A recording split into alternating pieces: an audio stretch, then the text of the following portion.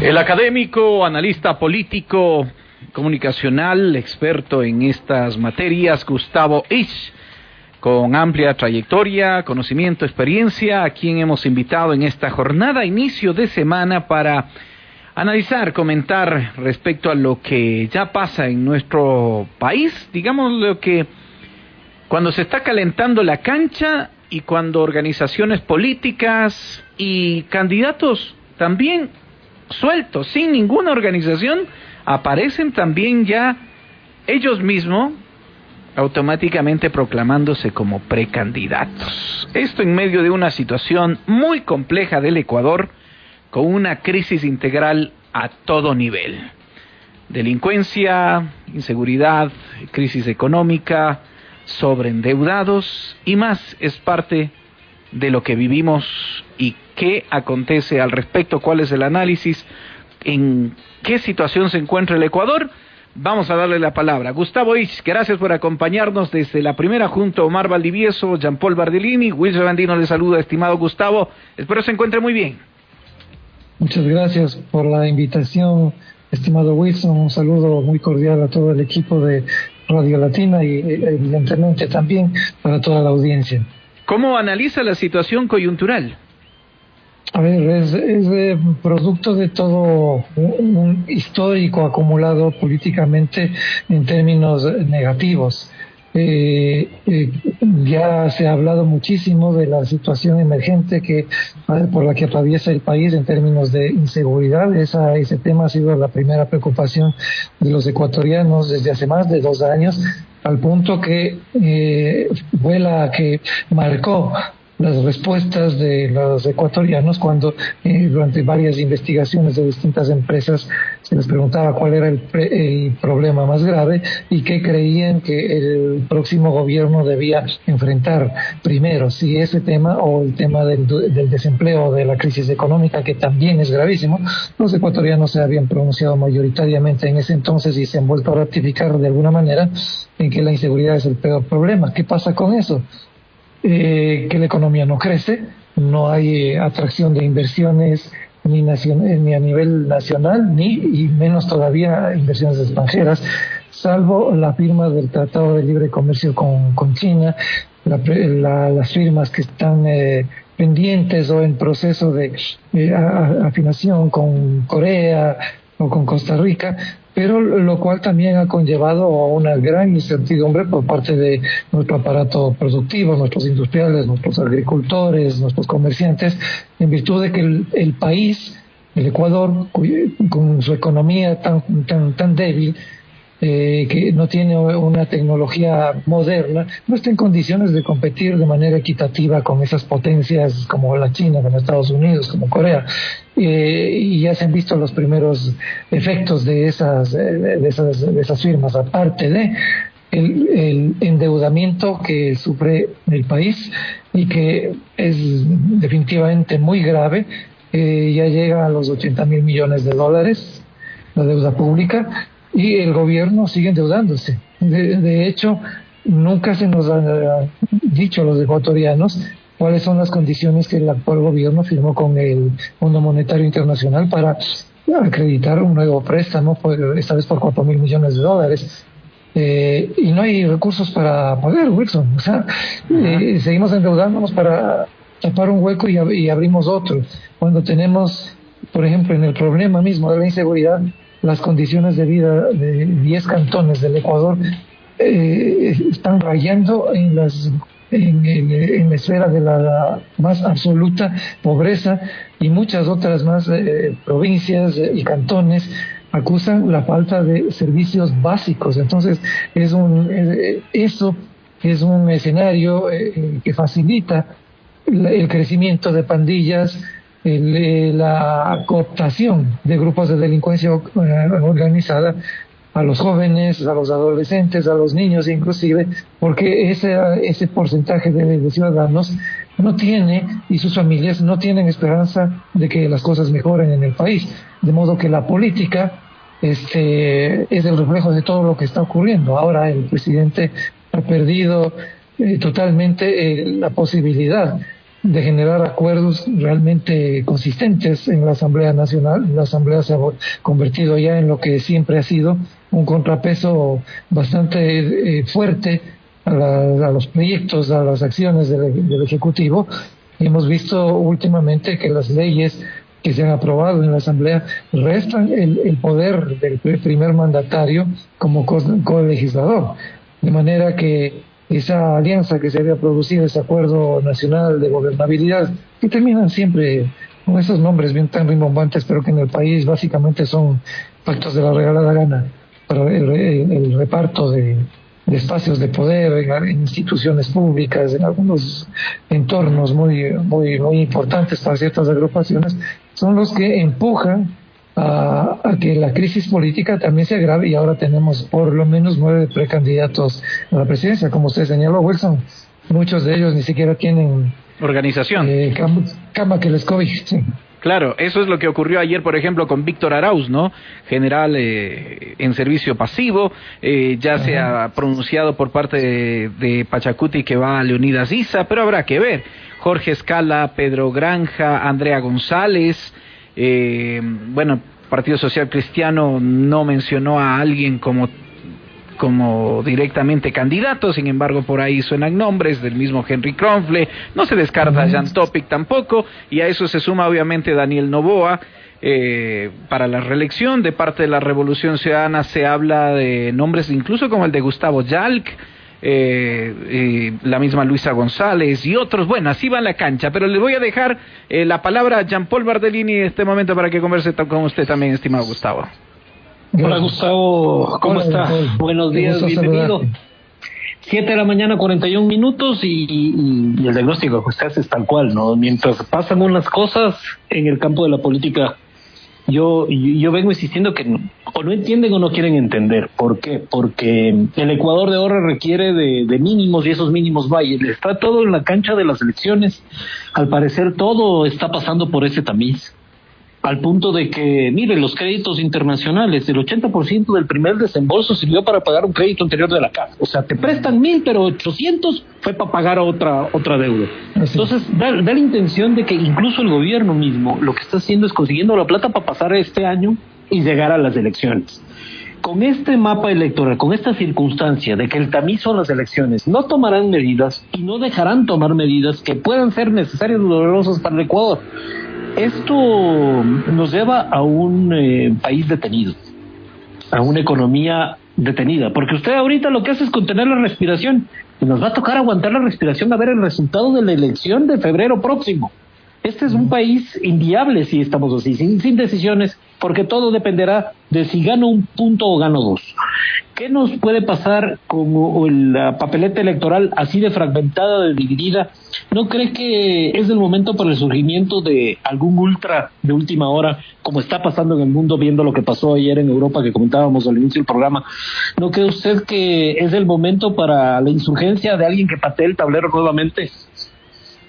Sí, ese momento, en lo que concierne al Ecuador, ha sido buscado insistentemente por los electores desde hace bastante tiempo.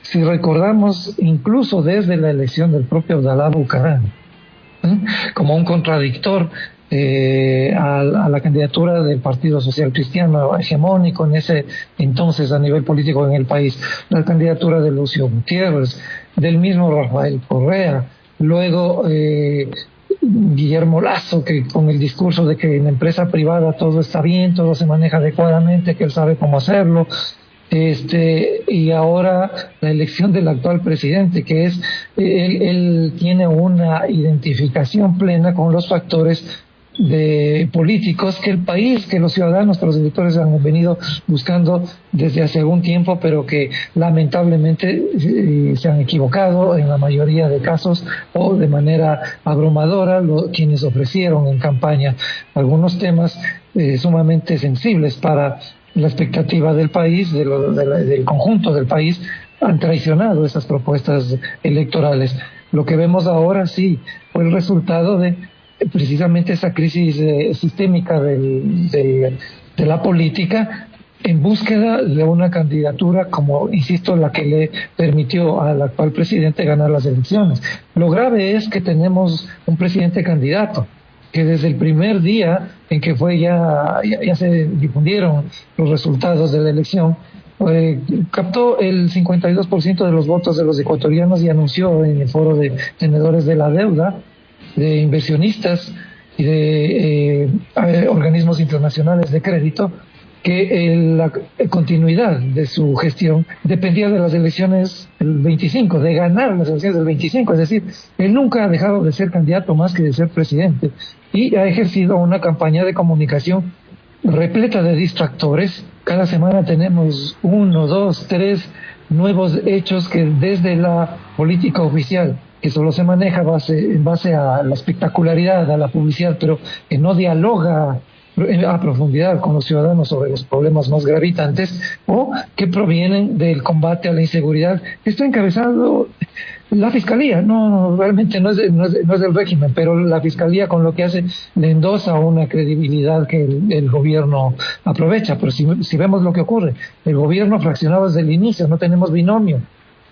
Los partidos políticos en la Asamblea llega a la Asamblea después de una quiebra, con quienes realmente operaban en territorio y lograron acumular la votación que luego puso a asambleístas que no tenían ningún nivel de representatividad en el legislativo. Y ahora, punto que se le acaban de ir 6 al Partido Social Cristiano. Yo creo que son 8. Al momento ya está con 17, entró con 28, ya fragmentado, y ahora tiene básicamente 17. Uh-huh. El gobierno pierde la capacidad de dialogar, de consensuar con la Asamblea. Y la emergencia, como usted señala, Jean-Paul, de un posible candidato que salga como se dice, de un outsider, ¿no? Que salga del mismo entorno político, tal como está fragmentadas las cosas, le veo complicado. No es que no pueda pasar, pero el comportamiento tradicional de las fuerzas políticas en el Ecuador fragmenta tanto la votación, divide tanto la votación, que muchísimos candidatos concurren a las elecciones como chimbadores. Uh-huh. Lo que pasó en la elección anterior con el señor... Oiga, ¿y no será eso lo que juega el gobierno? Mismo. ¿No será eso lo que juega el gobierno? O sea, sabiendo cuál es la situación, ¿por qué se pelea? O sea, pisó todos los callos posibles demasiado rápido. Todos sabíamos que después de la consulta popular iba a haber la fragmentación, los amigos ya no iban a ser amigos, porque se acababa el furor de la consulta popular por la seguridad. De ahí en adelante todo pensábamos que iba a ser ya la realidad de la política hasta las elecciones de febrero. Pero a lo mejor el gobierno, al pisar tanto callo, lo que quiere es una división, ellos versus nosotros, y ahora yo estoy de este lado, y yo con el establishment más fuerte, con los poderes económicos más grandes, pues puedo ofrecerles la estabilidad que quieren y poner ellos de mi lado y después bronquearnos con la vieja política. ¿No será que ante esta lectura la apuesta del gobierno es jugar a yo ser el marginal, aunque esté en el poder? Es una apuesta muy alta, muy fuerte, pero con los resortes adecuados en el establishment, a lo mejor hasta por ahí va la cosa. ¿No le parece que más bien es una estrategia? Puede ser un tiro al aire, pero una estrategia. Yo estoy de acuerdo con el análisis, con el comentario que usted hace, Jean-Paul. Evidentemente ha estado jugando permanentemente a eso. Primero, a dividir a la oposición. ¿Y cómo la divide? Generando consenso con las principales fuerzas que en el legislativo podían haber producido un detenimiento en el proceso de aprobación de leyes económicas urgentes, ¿no? Más bien acuerda con ellos cuando lo ideal, entre comillas, en el país político de Conitos era lo que él representaba, no seguir con la política tradicional y con los políticos tradicionales. Hizo todo lo contrario. Ofreció no intervenir en el Yasuní, que se encuentra en el bloque 43, y lo primero que hizo, pese a que hubo un pronunciamiento plebiscitario en contra de ello, fue extender la explotación en el Yasuní. Y luego el decreto de guerra interna, de conflicto armado interno, que se manejó de una manera bien extraña, además. O sea, la publicidad que se generó y la escenificación del mismo evento minutos antes de la emisión de los decretos 110 y 111, pues llamaron mucho la atención a quienes tienen dos dedos de frente en este país. Y constantemente esa ha sido la estrategia. Ahora, claro, yo pienso que no contaba con lo que acaba de ocurrir en la Asamblea, es decir, que tan rápidamente se constituya una nueva mayoría que le reste poder como colegislador, porque eso implica realmente temas muy graves. Miren que le acaban de rechazar la terna propuesta por el oficialismo para el Consejo Nacional de la Judicatura. Luego le restan poder cuando ya no son 92 votos, sino ya solamente 70 los que se van a requerir para que el legislativo apruebe una ley por sobre el veto presidencial. Pero efectivamente el gobierno tiene muchos recursos económicos, ha venido haciendo propaganda y publicidad, más que propaganda, pero finalmente en las elecciones se hacen las dos cosas. Este gobierno no tenía capacidad en territorio de hacer propaganda, ahora ya la tiene a través de municipios, consejos provinciales, consejos cantonales, algunos operadores en la esfera de la política. Y no nos olvidemos que en este país tenemos al menos 285 organizaciones que están habilitadas para competir. Cualquier viento es de alquiler ahí. Oiga, última mía. Usted acaba de para mí dar en el clavo. ¿Por qué? Porque ¿qué es lo que no midieron? Eliminas a tu contrincante natural, porque te pelea el mismo espacio, de ser antisistema fuera de y intentar capitalizar el trabajo de la fiscalía, el cual te estás apropiando. Y ese es atacar a Construye.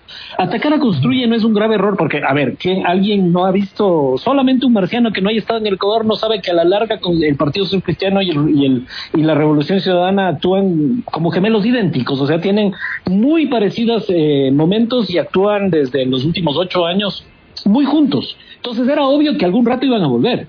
El tercero en discordia, que antes fue Pachacutic y que ahora es Construye, que es la representación de la tercera vía. Atacar esa tercera vía es dejarles a los otros dos ganar fuerza y tú perderla. ¿No hay un cálculo erróneo al atacar a Construye cuando era tu aliado natural? Yo creo que todo se está ubicando a través de la estrategia que señalábamos, ¿no es cierto?, en la que desde el principio la contención o todo este proceso en el que las Fuerzas Armadas apoyan a la policía para enfrentar a la delincuencia, eso más la información privilegiada que recibe permanentemente el régimen en materia económica y en materia de lo que siente la ciudadanía, le han permitido, sí, o sea, mantener una cuota de credibilidad, un capital político que todavía es fuerte, y mirar cómo se van a producir estas atomizaciones en el resto de la esfera política, donde no tenemos un candidato realmente fuerte. La Revolución Ciudadana mismo está fragmentada, al punto que hasta ahora no tienen candidato. Es algo que es difícil de creer luego de tantos años en los que ellos podían promover a cualquier desconocido,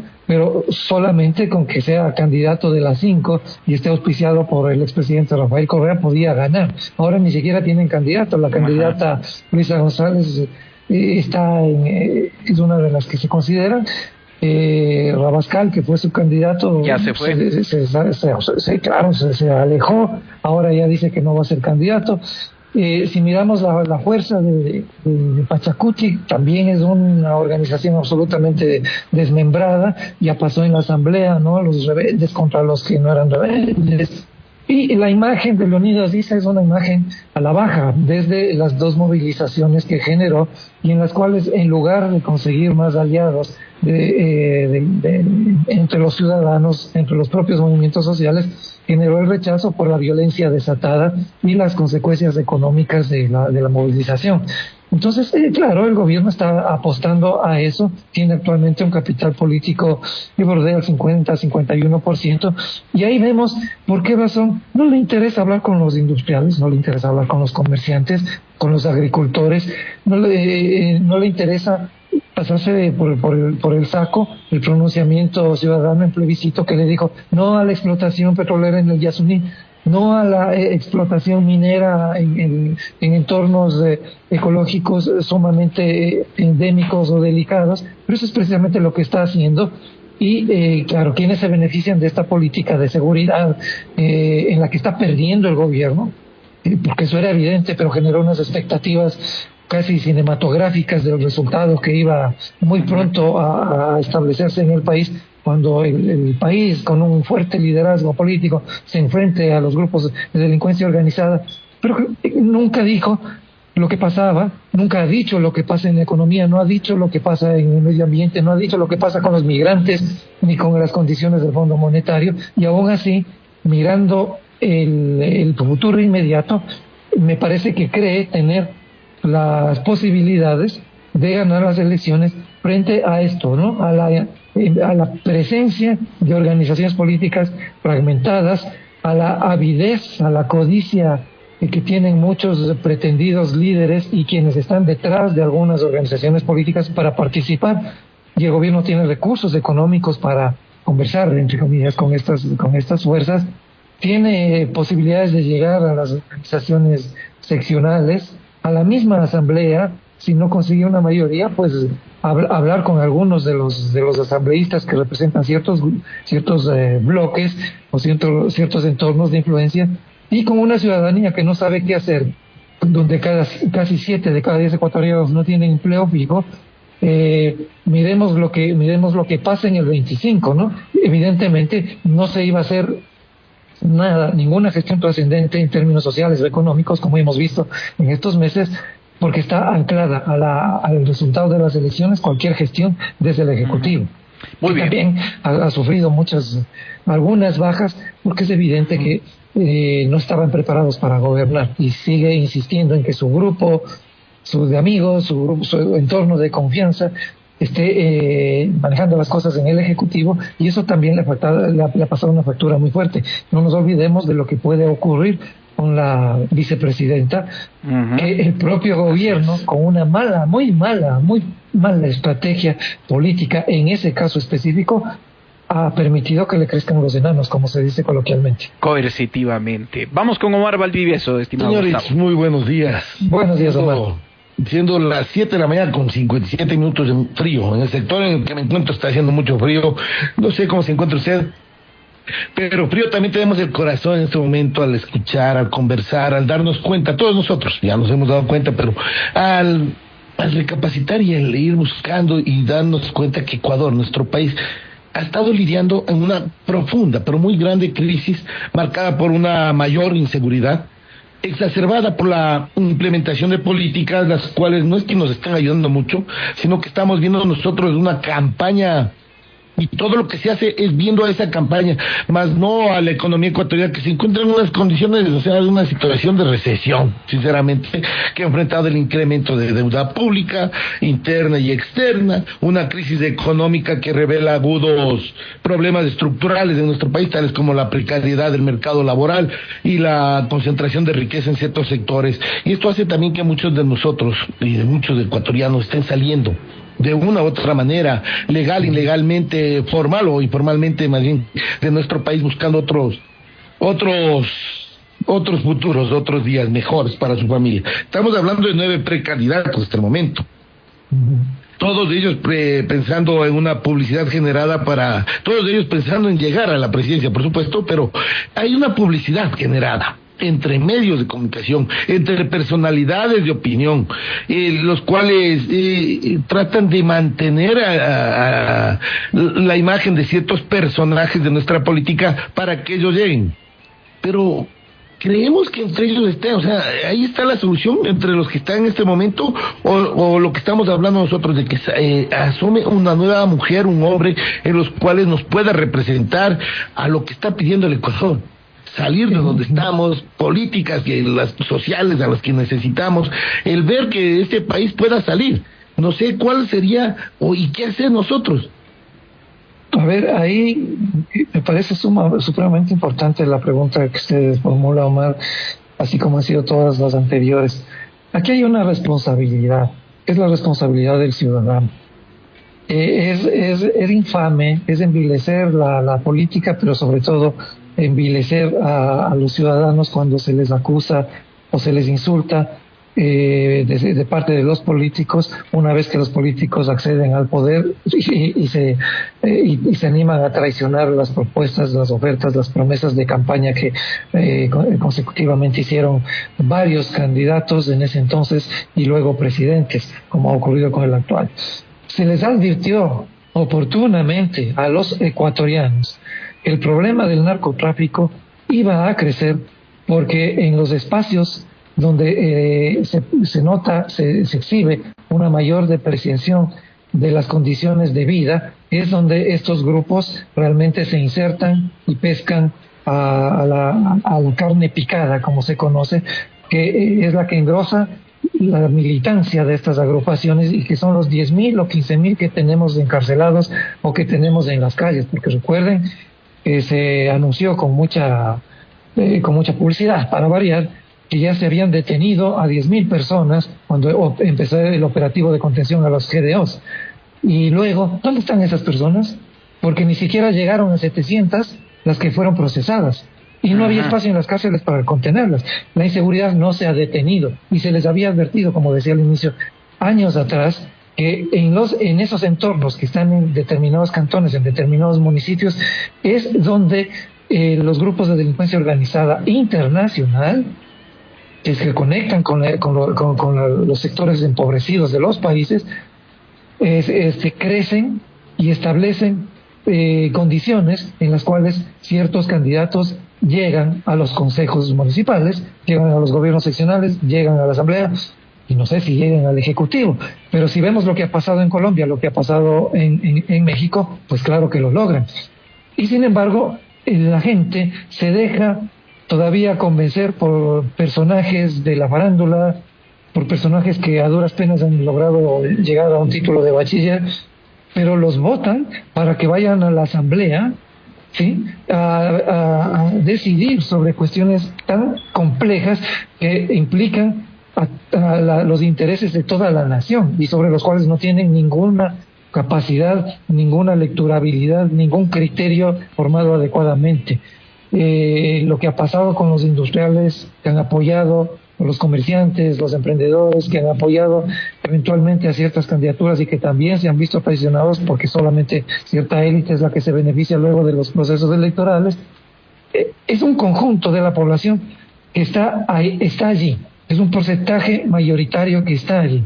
Lo que tiene es miedo a la delincuencia, miedo a la inseguridad por la campaña que se ha venido desarrollando durante todos estos meses y en la que la única figura que, como bien decía Jean Paul, es la que concentra, está tratando, por lo menos como estrategia, de concentrar su imagen como el único opositor al statu quo, a la crisis económica, a la inseguridad, el único que le puede decir, yo soy, los otros no tienen posibilidad, es el actual mandatario. La gente creo que tiene una responsabilidad enorme para emitir su voto. Y hay el espacio, sí, hay ese espacio para la emergencia de una nueva candidatura que sea más fuerte por fuera de estos entornos y de estas candidaturas que están prácticamente quemadas, que no tienen ninguna posibilidad real. Algunas de ellas, muy pocas, tienen un sustento en territorio, porque hay organización en territorio y hay recursos. Diría que solamente dos, el Partido Social Cristiano y la Revolución Ciudadana, y la Revolución Ciudadana con mayor posibilidades de tener un candidato o candidata a la que le pueda ir mejor, pero las otras organizaciones no, las otras organizaciones son un tiro al aire. Entonces hay ese espacio abierto para una nueva candidatura que todavía no sabemos si es que podría venir y de dónde venga. Lo fundamental es que la ciudadanía no siga votando por personas, que la ciudadanía vote por proyectos y que se le digan las cosas como son, que les hablen con la verdad, no que se disimule la crisis que está ocurriendo con falsas promesas, ¿no? Con cantos de sirena y con demagogia de la más burda, como hemos visto en estas elecciones y en anteriores elecciones, para que luego cuando llegan estas personas traicionen las promesas de campaña y la gente diga, oh, nos volvimos a equivocar.